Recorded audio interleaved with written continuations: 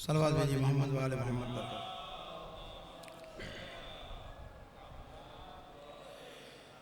औज़ु बिल्लाहि मिनश शैतानिर रजीम, बिस्मिल्लाहिर रहमानिर रहीम।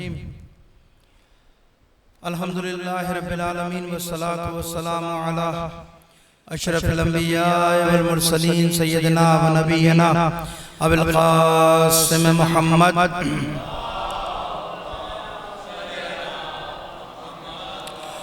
वाले तय्यबीन ताहिरीन अल मासूमीन अल मज़लूमीन व लानतुल्लाहि अला आदाइहिम अजमईन मिनल आन इला क़याम यौमिद्दीन। अम्मा बाद फ़क़द क़ाल अल्लाहु तआला फ़ी मुहकम किताबिहिल मुबीन व हुवा अस्दक़ुल क़ाइलीन व क़ौलुहुल हक़। बिस्मिल्लाहिर रहमानिर रहीम। वजअलनाहुम अइम्मतन यहदूना बिअम्रिना औहैना अलैहिम फ़िअलल खैरात व इक़ामस सलात व इताअज़ ज़कात व कानू लना आबिदीन। सल्लल्लाहु अलैहि मोहम्मद व आले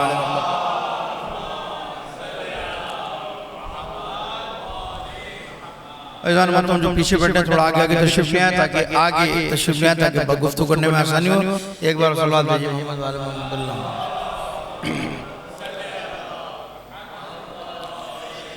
अज़ान मतम जिस आयत को मैंने सनामे कलाम करार दिया, तिलावत का शर्फ पाया, परवरदिगार आलम ने इस आयत के अंदर इमामत की कुछ खुसूसियात को, कुछ सिफात को बयान किया है।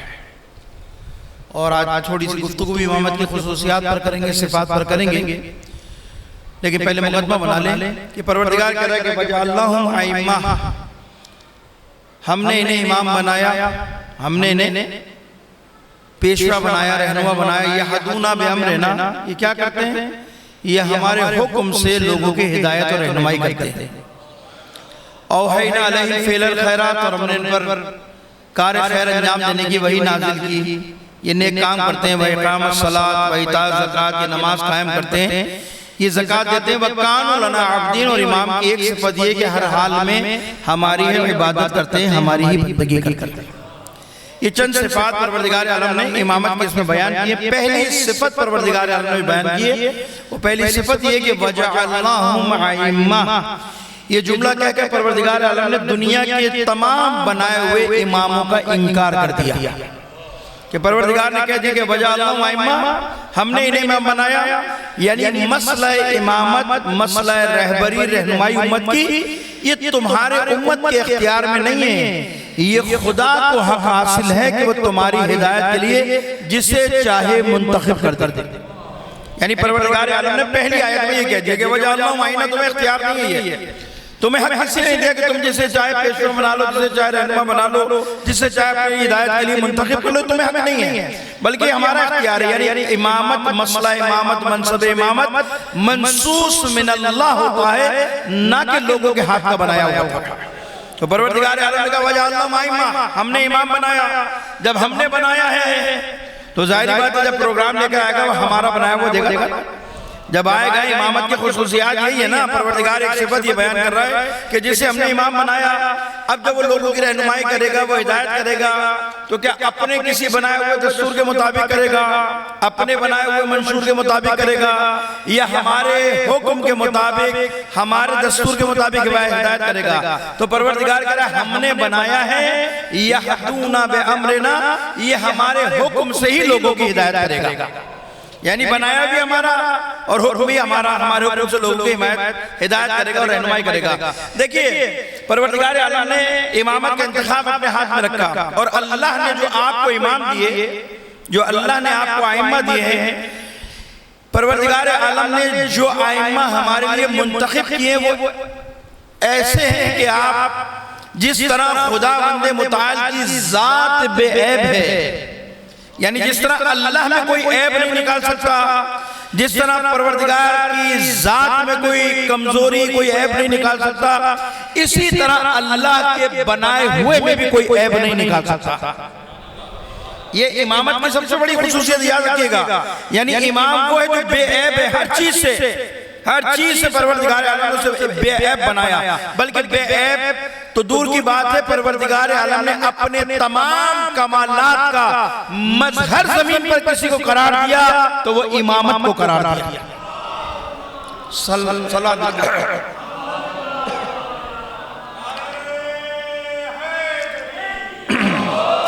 यानी अल्लाहुम्मा सल्ली अला मुहम्मद व अला, यानी इमामत कौन है? इमामत मज़हर इलाही है, यानी अल्लाह ने सारे कमालात इमामत के अंदर रख दिए। इमामत की सिफत यह है कि अल्लाह का बनाया हुआ है, हमारे हुक्म से लोगों की हिदायत और रहनुमाई करता है। और भी सिफात बयान की, उसमें एक सिफत आखिरी जो बयान की वो एक कमाल की सिफत है इमाम की, वकानु लना आबिदीन। इमामत की खुसूसियात में से एक खुसूसियत आयत में है कि कानु लना आबिदीन। इमाम की सिफत यह है कि ये सिवाय हमारी बंदगी के इबादत के किसी और की बंदगी इबादत नहीं करता। यानी इमामत की खुसूसियत है कि अगर पूरा जमाना, पूरी दुनिया अगर इमामत के साथ खड़ी हो, इमामत की हिमायत में, इमामत की नुसरत में, तो ये जब भी हमारी बंदगी करेगा, होता है ना दुनिया के अंदर, अगर इंसान के चाहने वाले, इंसान के मानने वालों की तादाद बढ़ जाए तो इंसान पर डामाडोल होना शुरू हो जाता है, इधर उधर होना शुरू हो जाता है। लेकिन इमाम परवरदिगार करे, इमामत की सिफत यह है कि अगर पूरी दुनिया मिलकर इसका साथ दे, इसकी मदद करे, इसकी नुसरत करे, जब भी ये लोगों के बताए हुए पे अमल नहीं करेगा, जब भी हमारी बंदगी करेगा, हमारी इबादत करेगा, और अगर पूरी दुनिया मिलकर इमामत के मुकाबले पर आ जाए, जब भी ये एक लम्हे के लिए भी हमारी इबादत और इताअत से दूर नहीं होगा। सल्लल्लाहु अलैहि मोहम्मद व आले मोहम्मद पर। तो ये इमामत का तारुफ जो परवरदिगार आलम ने शायद में कहा कि हमने इमाम बनाया। देखिए, इमामत को पहचानने के लिए कुछ औज़ान दिए परवरदिगार आलम ने, कुछ मीज़ान बताया कि भाई कैसे पहचाना जाए इमाम। ये मसला है ना भाई कि माशरे के अंदर बहुत सारे लोग हैं, एक इमाम थोड़ी है। परवरदिगार आलम ने सिर्फ इनको इमाम थोड़ी बनाया, बल्कि कुरान तो एक और भी इमाम का जिक्र करा कुरान में, वजअलनाहुम अइम्मतन यदऊना इलन नार। एक इमाम ये है कि वजअलनाहुम अइम्मतन यहदूना बिअमरिना, ये हमारे अमर से लोगों की हिदायत करता है, इसे हमने इमाम बनाया। वजअलनाहुम अइम्मतन यदऊना इलन नार, इन्हें भी हमने इमाम बनाया। ये क्या करते हैं? ये लोगों को जहन्नम की तरफ बुलाते हैं, लोगों को जहन्नम की तरफ दावत देते हैं। यानी इमाम दो गए, एक इमाम हक, एक इमाम बातिल, एक इमाम जालिम, एक इमाम आदिल, होगा ना। अब इस सारे माशरे के अंदर इंसान पहचाने कैसे कि अल्लाह का नुमाइंदा कौन है और शैतान का नुमाइंदा कौन है? दो दावेदार हैं, दोनों दावेदार हैं। वो कहता है मैं भी रहबर और रहनुमा हूँ, ये भी कहते हैं मैं भी रहनुमा। कोई औज़ान तो होगा ना, कोई मीज़ान तो होगा ना। मैंने इमाम जाफर सादिक अलैहिस्सलातु वस्सलाम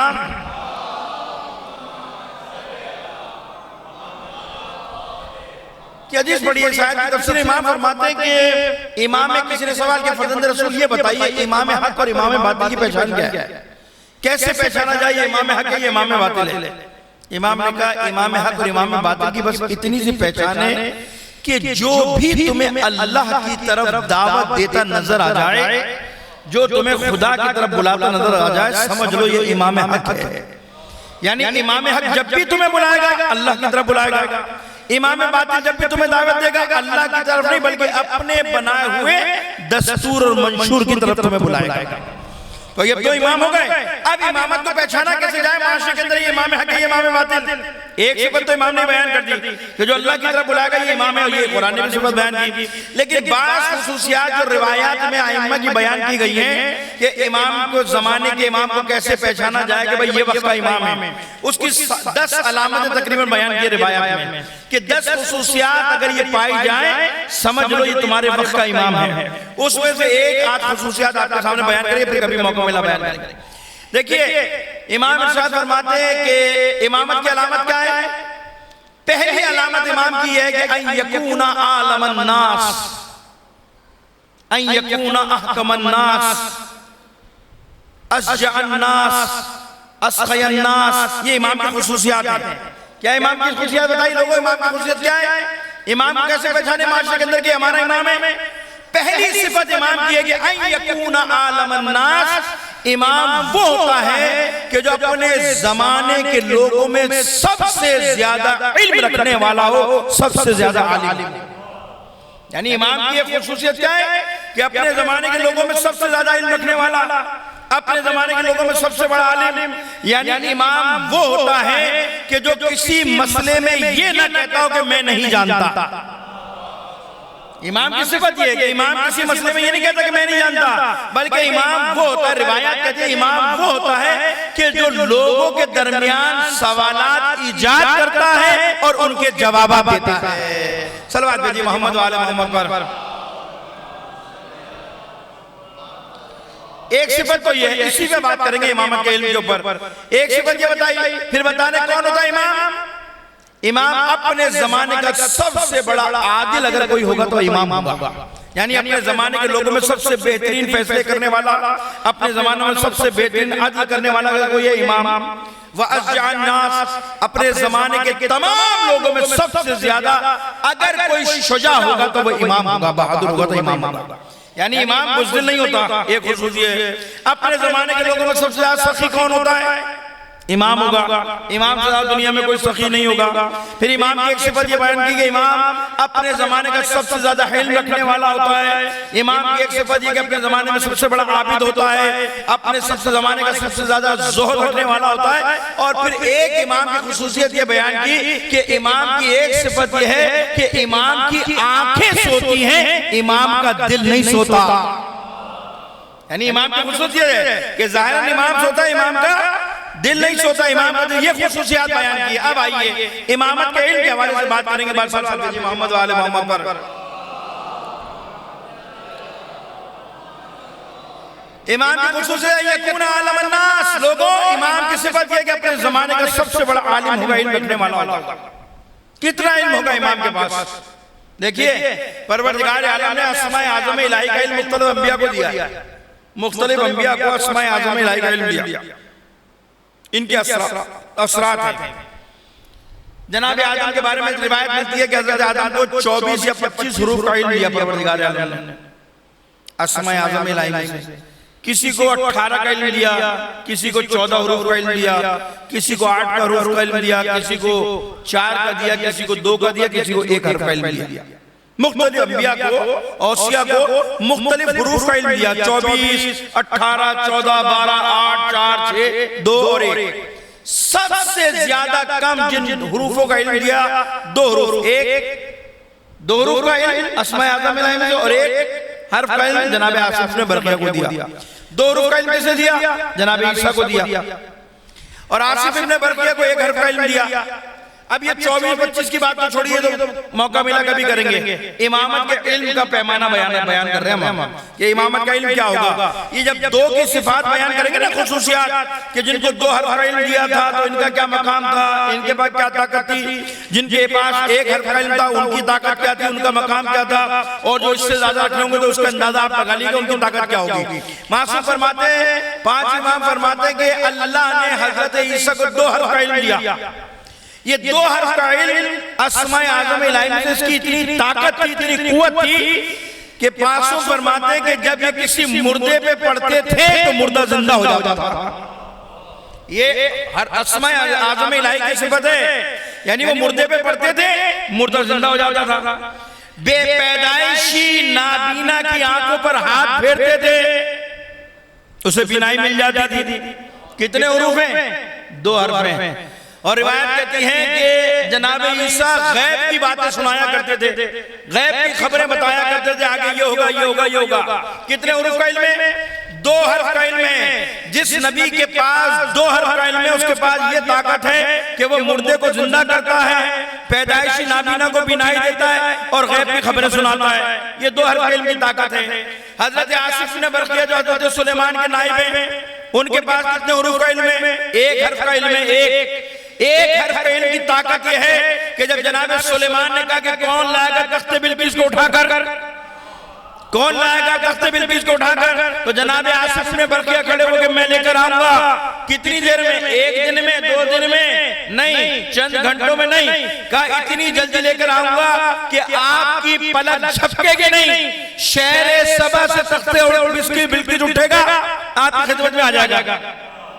कितने हुरूफ का इल्म है, 1 हर्फ का इल्म है। इस 1 हर्फ की ताकत यह है कि कहां मीलों दूर शहर सबा, कहां तख्ते बिल्किस और कहां सुलेमान का दरबार, लेकिन 1 हर्फ की ताकत से लिखा कि जैसे ही वह अस्माए आज़म इलाही का जिक्र किया, चश्मे ज़दन में मीलों का सफर तय हुआ और तख्ते बिल्किस सुलेमान के पास आ गया। ये 1 हर्फ की ताकत है। अब समझ में आ गया कि जिसके पास 2 हर्फ का इल्म था वो मुर्दे को जिंदा करता था, नाबीना को बिनाई देता था, गैब की खबरें सुनाते थे ईसा। जिसके पास 1 हर्फ का इल्म था वो तख्ते बिल्किस को चश्मे ज़ंदम में ले आया करता था। इमाम फरमाते हैं खुदा की कसम अल्लाह के 73 अस्माए आज़म इलाही हैं, 1 का इल्म उसके पास है, 72 का इल्म खुदा ने हमें अता किया है। सलवात भेजिए मोहम्मद वाले मोहम्मद पर।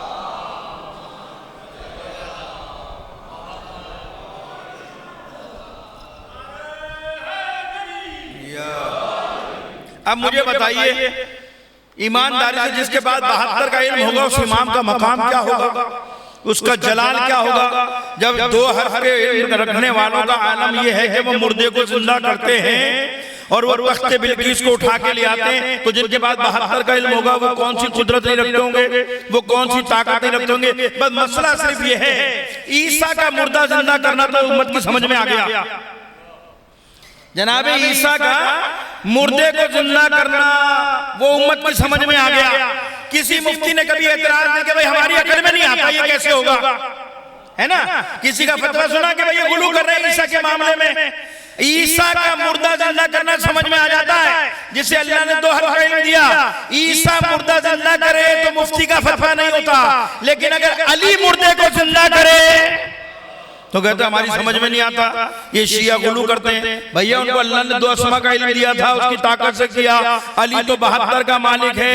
ईसा अगर नाबीना की आंख पर हाथ फेर दे, उसे बीनाई मिल जाए, उसे शिफा मिल जाए तो कोई एतराज नहीं करता, कोई बात नहीं करता। हाँ भाई नबी अल्लाह है, वो किसी पर हाथ फेरे उसे बीनाई मिल जाए, ये अल्लाह का मौजूदा है, ये ईसा का मौजूदा है। ईसा का मौजूदा समझ में आता है कि वो बीमार को शिफा दे देते हैं, लेकिन अगर कोई मलक उतर कर अपने परों को हुसैन से झूले से मस करे उसे शिफा मिल जाए तो मौलवी की समझ में नहीं आता है। सलवात भेजिए मोहम्मद वाले मोहम्मद पर।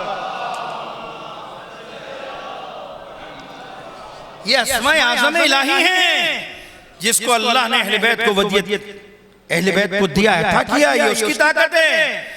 ये कैसे हो सकता है ईसा सा मारे जमीन पर, जादूगर जब अपनी रस्सियां फेंके ईसा उसके मुकाबले में अपने असा फेंके अजदहे में तब्दील हो जाए और सारी रस्सियां निकल जाए। यही हुआ था ना। हजरत ईसा का मुकाबला किस जनाबे मूसा का मुकाबला किससे हुआ था? जादूगरों से हुआ था, नहीं हुआ था? जादूगरों ने जनाबे मूसा के सामने जो रस्सियां फेंकी, हजरत मूसा ने जब एजाज इमाम रिसालत दिखाया, नबूवत दिखाया तो क्या हुआ? असाज़े में तब्दील हुआ, सारी रस्सियां निकल गया, सारे सांप निकल गया। तो किसी को ताज्जुब नहीं हुआ, बल्कि ईमान ले आए, कदमों में गिर गए मूसा के कि ये आपने जो दिखाया था ये जादू था, आपने जो दिखाया ये अल्लाह का मौजूदा है, इल्म इलाही है। तो वो लोग इस मूसा पर ईमान ले आए कि ये आपका इल्म है। मूसा के असा फेंकने पर एतराज नहीं होता, लेकिन अगर इमामून के दरबार में जादूगर इमाम रजा के साथ कोई काम करे और इमाम रजा कालीन पे बने हुए शेर को इशारा करे और वो मुजस्सम शेर बनकर जादूगरों को निकल जाए तो ये इंसान की समझ में नहीं आता। सलवात भेजिए मोहम्मद वाले मोहम्मद पर। तो ये इल्म इमामत है अजीजो। अल्लाह ने यकून आलम अन्नास, इमाम होता वो ये जो दुनिया के हर मसले को जानता है। ये इमामत की सिफात है, खुसूसियात है। और ये याद रखिएगा इमाम के लिए जवान होना या बुजुर्ग होना जरूरत नहीं है। इमाम गहवारे में भी इमाम होता है, बचपन में भी इमाम होता है, लड़कपन में भी इमाम होता है, जवानी में भी इमाम होता है, बुढ़ापे में भी इमाम होता है। ये हमारा अकीदा है। वो ये ना समझे, वो किसी ने आके पूछा था ना इमाम रजा अलैहिस्सलातु वस्सलाम से, सलवात भेजिए मोहम्मद वाले मोहम्मद पर। इमाम से आके पूछा था फर्जंद रसूल हम खौफ खाते हैं, डरते हैं। कहा किस बात से? कहा मौला डर इस बात से लगता है कि खुदा ना खास्ता आपको कुछ हो गया तो हम आपकी शहादत के बाद, आपके दुनिया से जाने के बाद किसकी तरफ रुजू करें? तो इमाम तकी बचपन में खेल रहे थे, छोटे से थे, बच्चे थे, खेल रहे थे। कहा ये तुम्हारा इमाम है? इशारा करके कहा इमाम तकी की तरफ, ये तुम्हारा इमाम है? ताजुब से पूछा मौला फर्जंद रसूल ये हमारे इमाम है, ये तो बहुत छोटे हैं। कहा इसका छोटा समझ में आता है इमाम ना होना, वो पूछो जरा ईसा के बारे में, परवरदिगार ने 3 साल की उम्र में नबी भी बनाया था, साहिब शरीयत भी बनाया था। तो जब अल्लाह 3 साल की उम्र में नबी बना सकता है, साहिब शरीयत बना सकता है, तो क्या मेरे फर्जंद को इमाम नहीं बना सकता? तो हम अहले बैत के मानने, हम अहले बैत हैं। अल्लाह ने इमामत हमारे यहाँ मयार नहीं है कि इमाम जवान होगा तो इमाम बनेगा। मैंने कहा ना, झूले में है जब भी इमाम है और जवानी में है जब भी इमाम है। इमाम इमाम होता है। सल्लल्लाहु अलैहि मोहम्मद वाले मोहम्मद पर। और ये ऐसी सिफत है इमामत के, किसी भी उम्र में सवाल कर लो इमाम जवाब देगा आपको। ये तो खुसूसियत है इमाम की सिफत यही है कि बड़ा होना माया थोड़ी होता है, मनसब इमामत पर फायज होना माया थोड़ी होता है। हाँ ये होता है कि अगर एक इमाम मौजूद है तो दूसरा इमाम उसकी इताअत में है, उसके ताबे है। ये याद रखिएगा, अगर वो इमाम इस दुनिया से जाएगा तो वो मनसब इमामत मुंतकिल हो जाएगा, वरना इमाम तो है। जैसे करबला में था, जब तक सैयद शोहदा थे इताअत किसकी वाजिब थी? इमाम हुसैन की वाजिब थी। इमाम हुसैन की शहादत के बाद पूरे खानदान का हाथ किसके हाथ में दिया? इमाम सज्जाद के हाथ में। ये तुम्हारा रहबर है, ये तुम्हारा इमाम है, ये वर्दी रसूल, ये सिस्टम है, अल्लाह का बनाया हुआ निजाम है। लेकिन होता इमाम है। लेकिन बचपन में भी है तो इल्मी मकाम बहुत, इल्म का बचपन में भी कोई मुकाबला नहीं कर सकता। मैं रिवायत पढ़ रहा था, रावी कहता कि एक दिन मैं रास्ते से गुजरा था, मेरी मौला कायनात से मुलाकात हुई, आमना सामना हो गया। जा मौला कायनात के पास ही रहा था, मुलाकात हुई और आवाज पर देकर कहता है, फर्जंद रसूल अमीरुल मोमिनीन, मैं आपकी राया में से, आपके मुल्क में से हूं, आपके मुल्क का रहने वाला हूं, आपकी राया में से हूं। जैसे उसने मौला कायनात को कहा, मौला कायनात ने सर से लेकर पांव तक देखा। इमाम मुस्कुरा कर कहते हैं, ना तू मेरी राया में से है, ना तू मेरे मुल्क का रहने वाला है।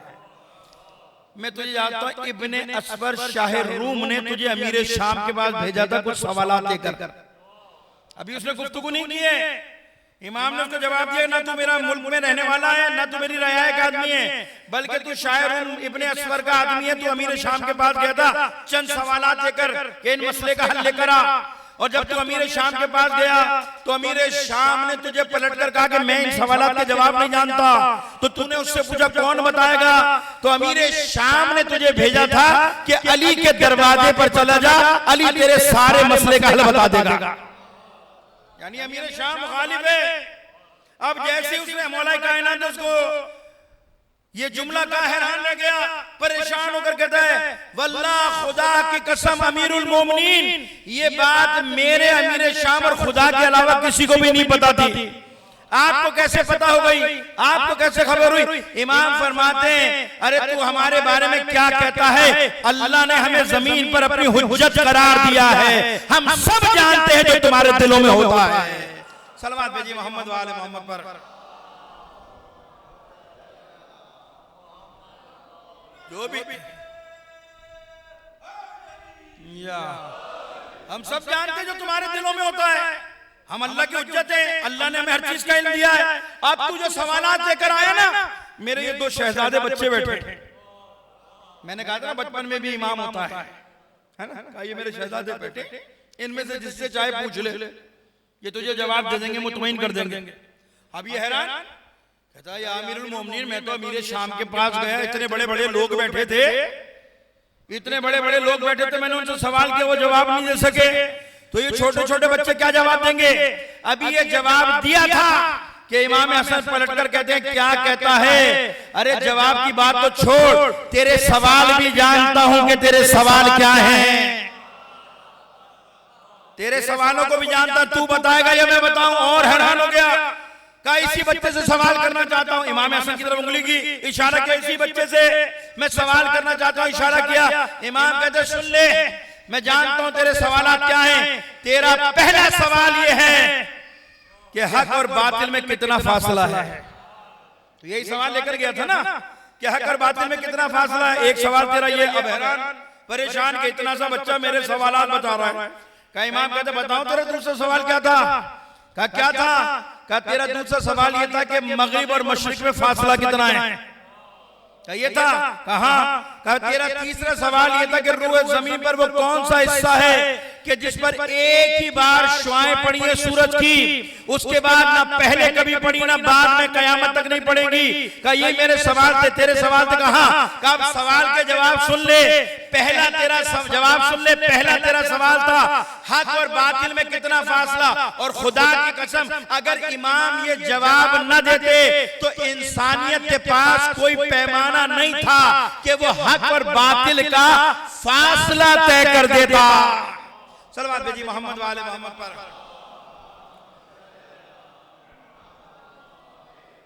वाकई कोई पैमाना है? आज भी इंसान सोचे अगर इमाम ये मुश्किल हल ना करते, भाई ये तो बताया जा सकता है जमीन और चांद का फासला साइंस तरक्की कर गई इतना है, जमीन और आसमान का फासला, चांद का फासला बता देगा तो चलेगा चांद में, या यहाँ से एक मुल्क से दूसरे मुल्क का फासला बता देगा, ये भी बता देगा इंसान भाई यहाँ से लेकर अमेरिका का दुनिया का कितने किलोमीटर बनता है, ये तो बता देगा ना। ये हक और बातिल का मीजान क्या है? हक बातिल का पैमाना के कैसे बताएगा? खुद सोचिए इंसान। मैं भी सोच रहा था वाकई अगर इमाम का ये जवाब ना, अगर देखिए सब जवाब जानते हैं, ये इमाम की वजह से ही जानते हैं, इमाम ने ही बताया इसको, लेकिन वाकई अगर इमाम रहनुमाई ना करते कोई बता सकता था कि हक कितनी दूर है, बातिल कितनी दूर है? पता ही नहीं है इंसान को, है ना। ये तो इंसान के अपने वजूद में होता है, कभी इंसान हक पे भी होता है, कभी इंसान बातिल में भी होता है। बातिल पे होता नहीं होता, ये तो इंसान के वजूद में कैसे फासला बताए? तो जब इमाम ने सवाल किया जानता तेरा पहला सवाल क्या है और उसका जवाब क्या है? का तेरा पहला सवाल ये था कि हक और बातिल में कितना फासला है। इमाम कहता है मैं जानता हूं हक और बातिल में सिर्फ 4 उंगलियों का फासला है। इमाम कहते हैं हक और बातिल में 4 उंगलियों का फासला, का जो अपनी आंखों से देख ले समझ ले ये हक है, जो सुन ले वो समझ ले बातिल है।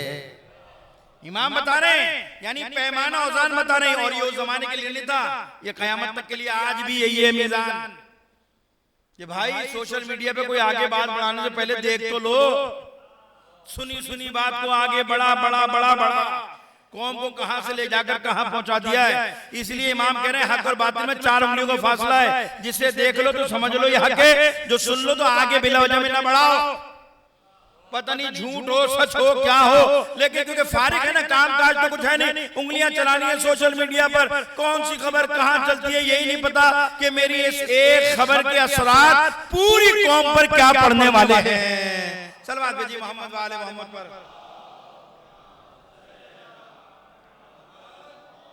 तो इमाम ने कहा भाई ये हक और बातिल के दरमियान 4 उंगलियों का फासला है। ये तेरे पहले सवाल का जवाब है। कहा ये बताइए मगरिब और मशरिक में कितना फासला? इमाम ने कहा तेरा दूसरा सवाल ये था। कहा तेरे दूसरे सवाल का जवाब ये कि मशरिक और मगरिब में इतना फासला है, एक दिन आफताब की मुसाफत का फासला है, एक दिन की सूरज के सफर का फासला है।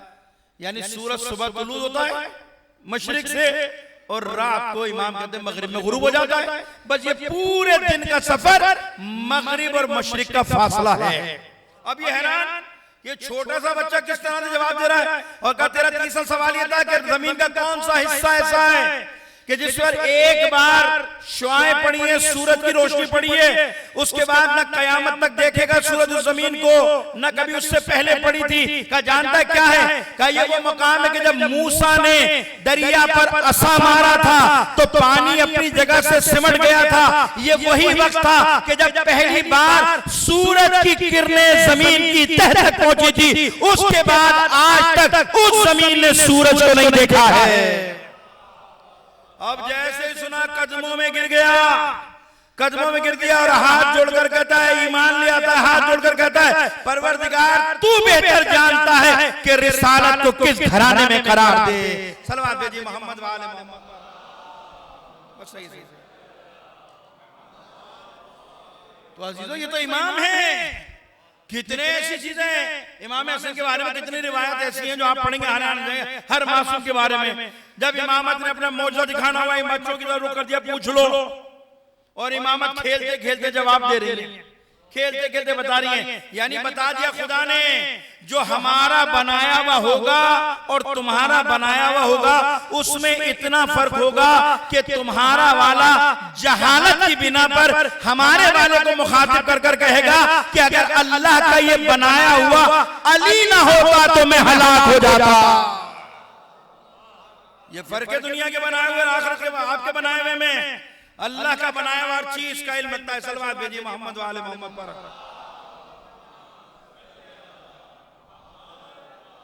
इमाम किसे बताया? यकून आलम अन्नास, इमाम वो होता है जो हर जमाने का हर इल्म रखने वाला होता है। और कौन कौन सी बात करूं, किस किस इल्म की बात करूं, खुदा की कसम ये इमामत की वो सिफत है, ये वो खुसूसियत है कि बदतरीन दुश्मन भी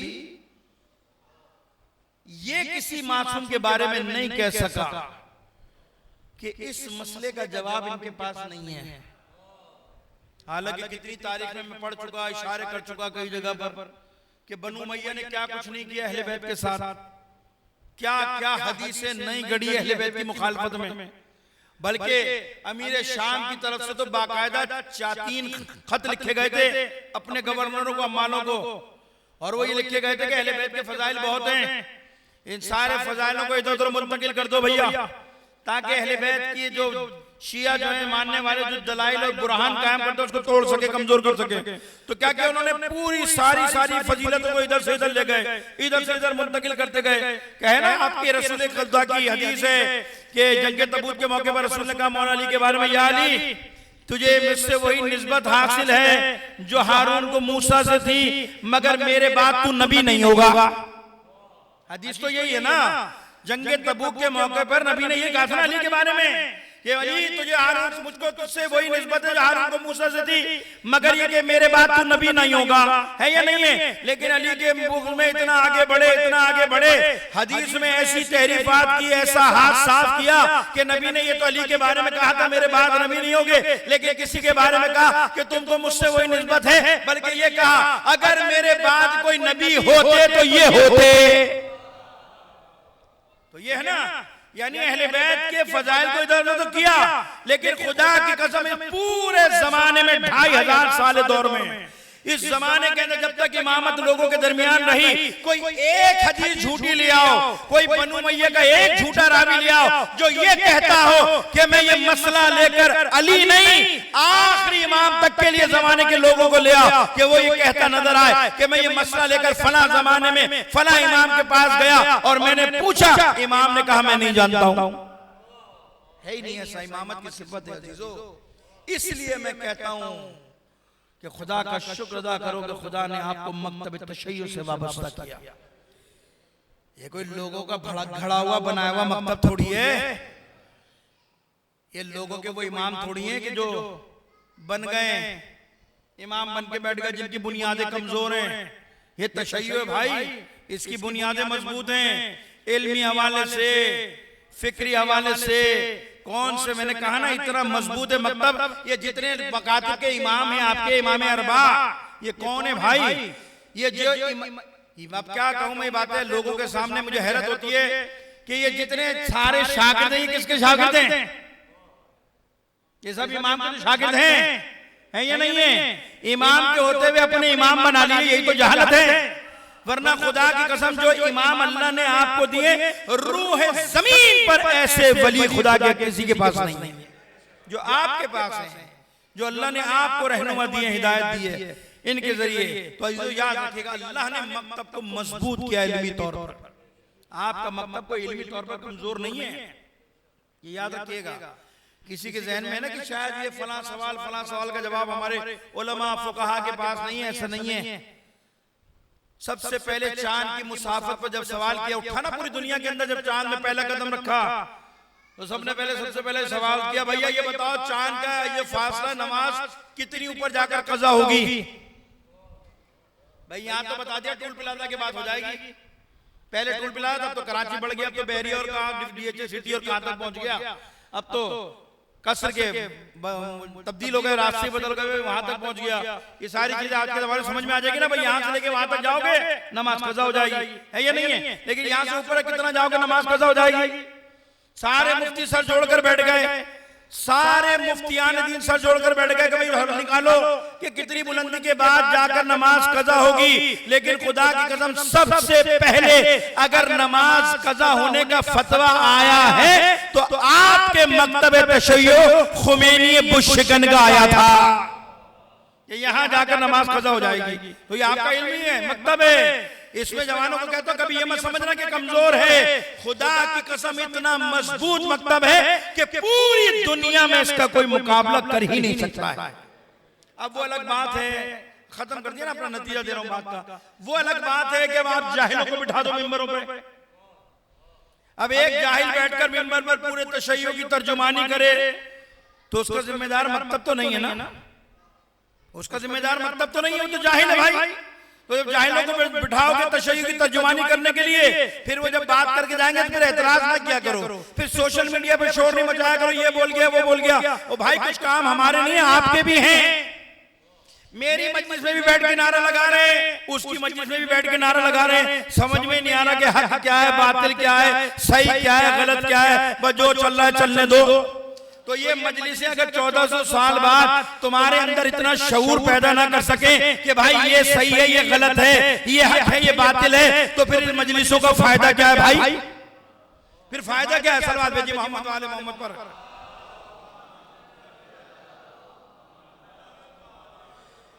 आप मेरी मजलिस में भी नारे लगा रहे हैं, खुश हो रहे हो, उसकी मजलिस में भी लगा रहे हैं, वो भी सही है कि सही पढ़ रहा है, बिल्कुल सही पढ़ रहा हूं मैं ना, खुश है। तो ना करो ऐसा, मकतब इतना कमजोर नहीं है। अपने मिंबरों को महफूज करो, फितने का जमाना है, अबा कबा पे मत जाना। पहले तो मिसाल देते भाई शेरवानी टोपी पे न जाना तो वो नाराज हो जाते थे, पहले मिंबरों से कहा भाई शेरवानी टोपी पे मत जाना। अब तो मैं खुल के कह रहा हूं भाई किसी को अच्छा लगे ना मुझे, इस अमामों पे भी नहीं जाना भाई, ये फितने का दौर है। वो जब घर बनता है ना, तामीर होता है आपका घर, तो घर के लिए छन्ना लगाया जाता है बजरी छानने के लिए। तो छन्ना क्या करता है? छन्ना रोड़ी अलग करता है, खास माल अलग कर देता है ना।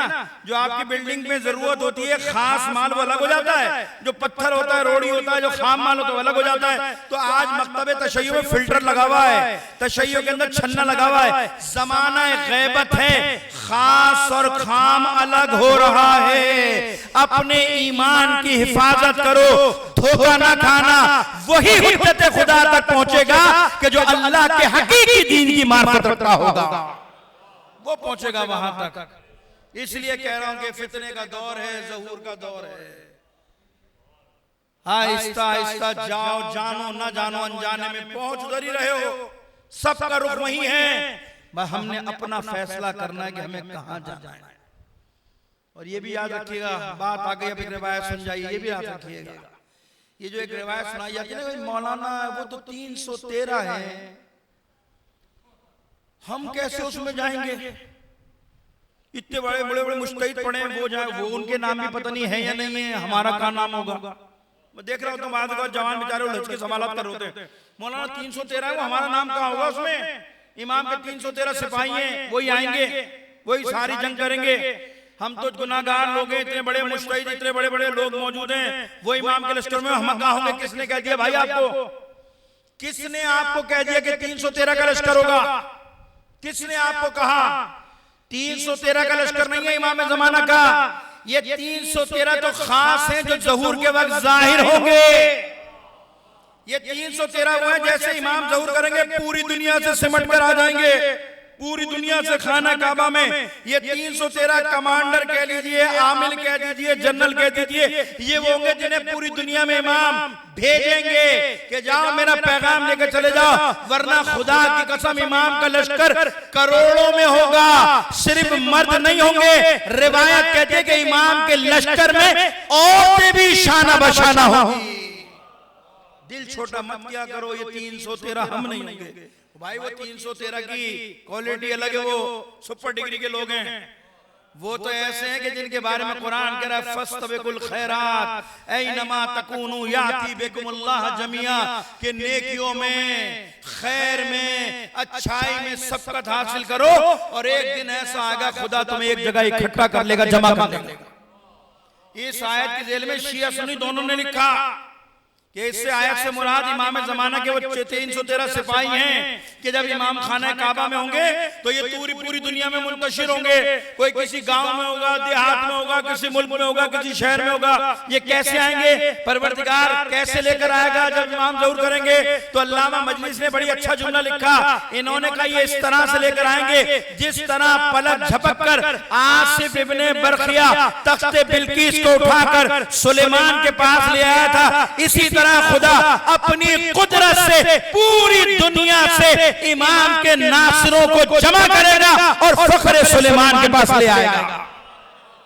इस तरह होगे।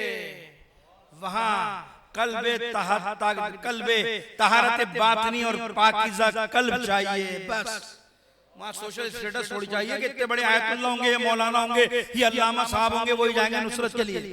इमाम के लिए तो पाकीज़ा दिल चाहिए, मार्फत चाहिए। इमाम के लिए नहीं हमारा मयार, हमारा दुनिया का सोशल स्टेटस और ये और वो फलां नहीं। जिसका कल्ब पाकीज़ा होगा कहीं भी होगा पहुंच जाएगा मरकज पर। और कहां था ज़ुहैर इब्ने कैन? कहां थे? पढ़े नहीं जाते ना हमारे यहाँ, इसलिए पता भी नहीं। ज़ुहैर इब्ने कैन पूरे रास्ते कोशिश करते रहे किसी तरह मैं हुसैन से दूर रहूं, क्योंकि पता है बैत नहीं किया, यजीद पीछे लगा हुआ है और ये करबला के रास्ते पे जा रहे हैं। पढ़ाओ आगे जा, इनका इमाम हुसैन लश्कर वहां दूर जाके रोको, जा इमाम वहां से आगे जाके रोको। आमना सामना होना ज़ुहैर की पूरी कोशिश रही। एक मकाम कुदरत से ऐसा आया कि करीब करीब खेमे लगता है। इमाम ने पूछा ये कौन है? किसका खेमा है? हुज्जत खुदा है ना। ज़ुहैर है। कहा जाओ पैगाम दो, हुसैन मिलना चाहता है। ताजिर है, ताजिर, कोई छोटे मोटे आदमी नहीं है, अपने जमाने के बड़े रईस हैं, तिजारत के सामान लेके आ रहे थे साथ। पैगाम भेजा, मना तो कर नहीं सकता फर्जंद रसूल, घबरा गया।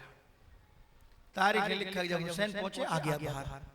रिवायत कहती है दोनों घोड़ों पे सवार हुए, आगे गए। क्या हुसैन ने ज़ुहैर इब्ने कैन से कहा? नहीं मालूम। लेकिन हुसैन की गुफ्तगू का असर ये हुआ कि जैसे ही वापस पलटे हैं अपनी बीवी को आजाद किया, गुलाम को आजाद किया, सामान ले गया। बीवी ने पूछा कहां चले? कहा मुझे दुनिया की सबसे बड़ी नेमत हुसैन मिल गया। मैंने कहा ना इमाम जहां होता ले आता है। इमाम के अंदर खुदा ने एक तासीर रखी है, एक ऐसी कुव्वत रखी है कि जो इंसान को खींच कर अपनी तरफ ले आती है। कहा ज़ुहैर अपने आप को बचा रहा था, कहा हुसैन के शहीदों में उसका नाम हो गया। और कहां था? पूरी रात तड़पता रहा। इश्क हुसैन 9 मुहर्रम को लेकर आ गया। हुसैन के खेमे में 10 तारीख को आशूर को हुसैन से मुत्तसिल हो गए। बस अजीजों, यही इश्क है जो तुम्हें हजरत हुज्जत से मुत्तसिल करेगा। कल भी पाकीज़गी तहारत चाहिए। कभी दिल से याद तो करो, कभी दिल से पुकारो तो सही, कभी दिल में सोचो तो सही है। यूसुफ ज़हरा दुनिया की हर चीज देख लेते हैं, हर खूबसूरत चीज को देख लेते, नहीं महरूम है तो तेरी ज़ियारत से महरूम। आज़ादारान हुसैन खत्म कर दिया मैंने अपनी बात, खत्म हो गया, मुहर्रम भी खत्म हो गया। लेकिन ये याद रखिएगा अज़ा खानों में शायद मजलिसें 2.25 महीने के बाद कम हो जाए। सोयम चेलों की मजलिसें होती हैं, शहादत की मजलिसें। मुहर्रम खत्म होने का मतलब ये नहीं है कि हुसैन हमारे दरमियान से रुखसत हो जाए। मुहर्रम खत्म होने का मतलब ये है कि ये महीने खत्म हो गए बस। वरना हुसैन पूरे साल हमारे वजूद में रहना चाहिए। हुसैन पूरे साल हमारी फिक्रों पर मुसल्लत मुसल्लम रहना चाहिए। यही तो हुसैन है जो निजात का रास्ता है।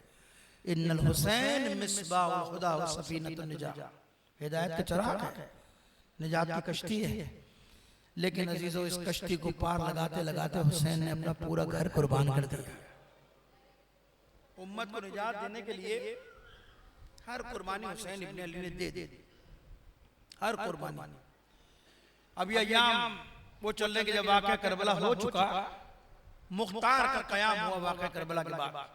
सलमान बिन सूरज ख़िज़ाई पहले उनका क़याम, फिर मुख्तार का क़याम। जब ये मुख्तार का क़याम हुआ और जब इमाम सज्जाद को खबर मिली कि मुख्तार ने क़याम कर लिया और चुन चुन के हमारे कातिलों को इंतकाम से इंतकाम लिया जा रहा है। कुछ लोग इमाम के पास मिलने आए तो इमाम से पूछते थे और सारी गुफ्तगू करने के बाद इमाम सैयद सज्जाद एक जुमला कहते थे कि ये बताओ कि जो कातिलान हुसैन से इंतकाम लिया जा रहा है क्या हुरमला मारा गया? या कोई और आता था मिलने के लिए इमाम से गुफ्तगू बात करने के लिए, तो कभी कहते थे जाओ, जब जाओ वहां पर तो चचा मुख्तार को हमारा सलाम कहना, चचा मुख्तार से कहना चचा मुख्तार जितना जल्द हो सके हुरमला को गिरफ्तार करके कत्ल कर दो। फिर कोई कभी आता था कहते चचा मुख्तार से कहना सलाम कहना, हमारा कहना कि चचा मुख्तार जब हुरमला मारा जाए तो हमें खबर दे देना, क्योंकि अब तक हमारे घरों में चूल्हे रोशन नहीं हुए हैं, ताकि हमारे घरों में। अब ये खबरें जब मिलती थी मुख्तार को, बहुत सोचा करता था कि आखिर इसने क्या काम किया, आखिर इसने करबला में कौन सा ऐसा जुल्म किया कि मेरा चौथा इमाम सैयद सज्जाद इसकी मौत की दुआएं किया करते थे। हुक्म दिया कि ढूंढो इसको, खबीस को, हुरमला को। छापे मारे गए, खुलासा ये कि एक दिन गिरफ्तार किया गया, पकड़ा गया, और जब इसे पकड़कर लाकर मुख्तार के पास पेश किया गया तो मुख्तार ने एक सवाल किया, हुरमला ये बता कि तूने आखिर करबला में ऐसा कौन सा काम किया था कि मेरा चौथा इमाम सैयद सज्जाद तेरी मौत की दुआएं किया करते थे? हाथ जोड़कर कहता मुख्तार तू बर्दाश्त नहीं कर सकता, मुख्तार को सुन नहीं सकता, कहा इस पर कोड़े बरसाओ। जब कोड़े मारे गए हुरमला को तो रोकर कहता सुन मुख्तार, मैंने करबला में 3 तीर चलाए थे, 3 तीर चलाए थे। खत्म हो गया मुहर्रम अजीजों, बस दिल भर कर पुरसा दो पे न जाने जिंदगी वफा करे न करे, पता नहीं जिंदगी साथ देना से अगले साल हो ना हो इस फर्जी अज़ा पर, यही सोचकर पुरसा देना बीबी यही आखिरी पुरसा है, इसे अपनी बारगाह में कबूल करना और इसी पुरसे को शिफात का जरिया बना देना। क्या किया? 3 तीर चलाए थे।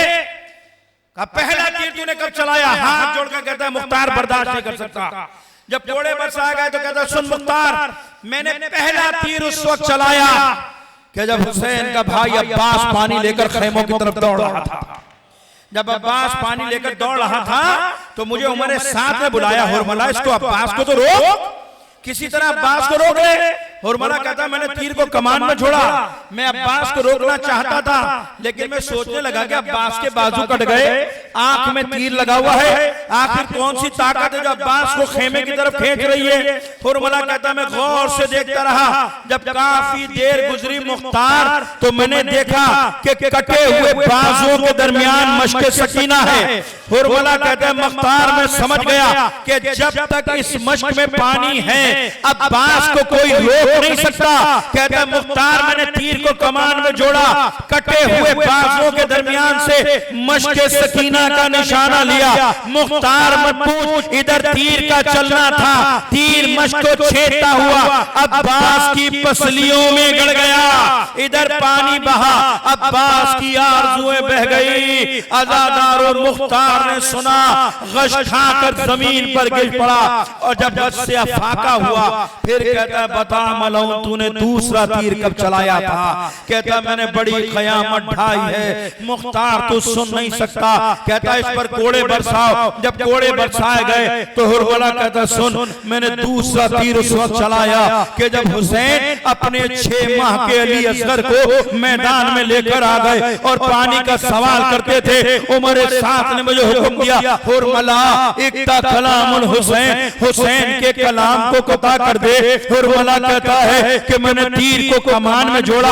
अजीजों जब ये वाकई करबला हो गया ना, किसी ने इस खबीस से पूछा हुरमला तो इतना बड़ा तीर अंदाज था लेकिन ये क्या हुआ कि जब अली असगर का निशाना ले रहा था तेरे हाथ लरस रहे थे, हाथ कांप रहे थे, बार बार तीर तेरे हाथ से छूटता था, आखिर माजरा क्या था? हुरमला कहता है खुदा की कसम जब मैंने अली असगर का पहली बार निशाना देखा लिया तो मैंने देखा मेरे सामने रसूल खुदा खड़े हैं और कह रहे हुरमला अरे मेरे बच्चे पर रहम कर दे। मुख्तार तीर मेरे हाथ से छूट गया। कहा दूसरी बार तीर तेरे हाथ से क्यों छूटा?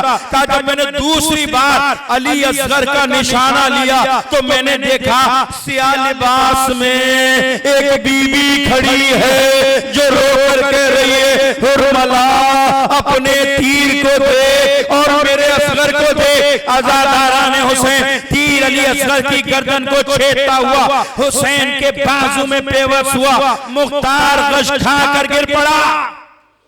जब गश से अफाका हुआ, अपने आप को संभाला। बता मलऊन, तीसरा तीर तूने कब चलाया था?